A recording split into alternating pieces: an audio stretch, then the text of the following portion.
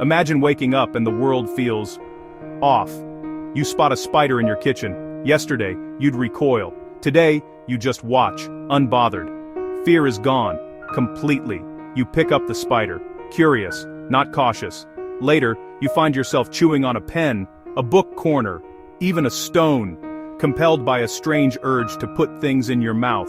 Hyperorality. The brain's filter that says don't eat that is gone. Social boundaries blur. You might make inappropriate advances driven by sudden contextless impulses.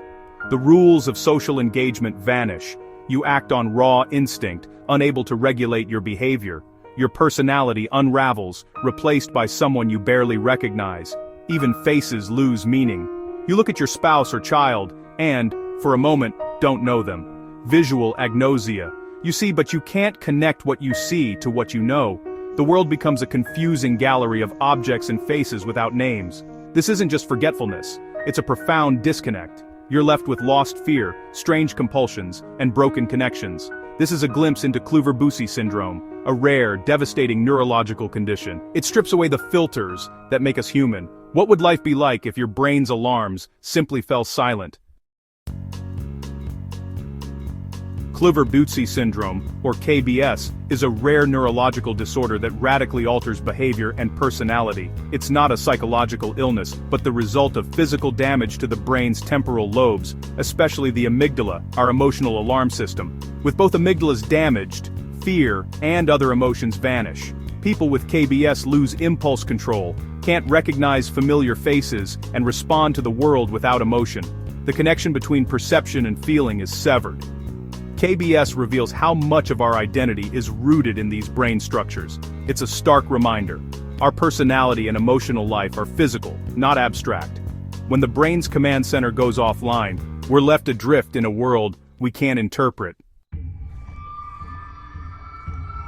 Bucy Syndrome was first discovered in the 1930s, not in humans, but in rhesus monkeys. Researchers Klüver and Bucy removed the monkeys' temporal lobes, observing dramatic changes. Aggression and fear disappeared, replaced by docility. The monkeys compulsively explored objects with their mouths and displayed indiscriminate sexual behaviors. These bizarre symptoms outlined the syndrome that would bear their names. For years, KBS was thought to be a laboratory curiosity. That changed in 1955. When doctors saw similar symptoms in humans with bilateral temporal lobe damage. The discovery confirmed that temporal lobes and amygdala play a similar role in emotional regulation across species. KBS became recognized as a devastating human condition. The original monkey experiments, though controversial, provided a roadmap for understanding this complex disorder. They showed how specific brain damage could unravel the very fabric of personality. Bucy Syndrome is defined by 6 primary symptoms. First, docility. A person becomes unnervingly calm, losing fear and anger. Hyperorality. A compulsive urge to put objects in the mouth, exploring the world like a child. Hypermetamorphosis. An irresistible need to touch and examine everything in sight. Visual agnosia. The inability to recognize familiar faces or objects, even though vision is intact. The world becomes confusing, forcing reliance on touch and taste. Hypersexuality. Inappropriate, indiscriminate sexual advances, driven by raw impulse. Emotional blunting. A flat, diminished range of emotional responses. Social interaction becomes nearly impossible. Family members often feel like they're living with a stranger. These symptoms reveal the profound disruption caused by damage to the brain's emotional and behavioral filters. KBS is not just a collection of odd behaviors, it's a total transformation of self. The syndrome exposes how fragile our sense of identity truly is. The roots of Bucy Syndrome lie in the temporal lobes, located behind your ears. These regions process sound, language, and memory. Deep inside is the amygdala, the brain's emotional epicenter and threat detector. The amygdala triggers fear, attaches emotion to memories, and helps us learn from experience. KBS occurs when both temporal lobes and amygdalas are destroyed. The result: the brain can't process or generate emotions. The link between seeing a threat and feeling fear is severed. Memory and object recognition also break down, leading to visual agnosia. The brain's filing system for meaning is corrupted.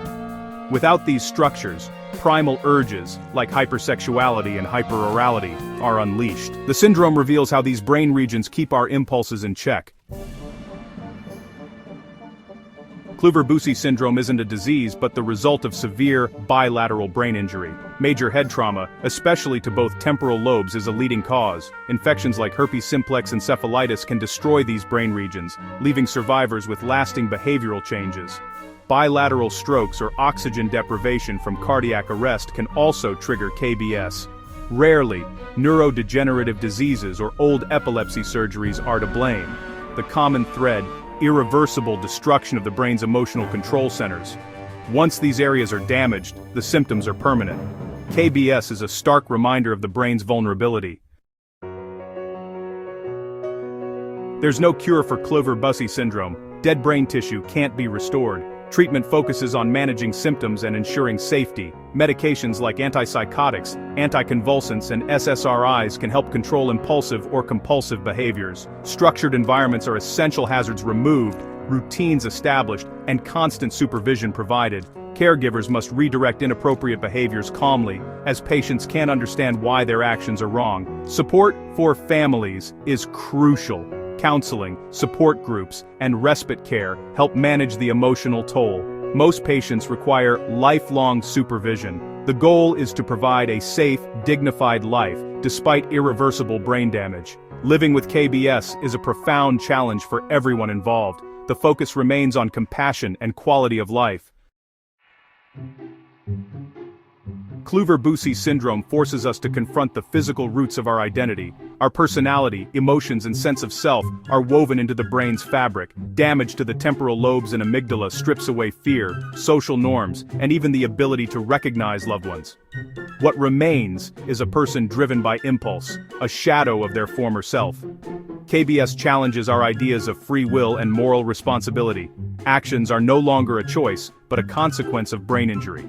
The syndrome blurs the line between good and bad behavior, showing how much depends on healthy neurons.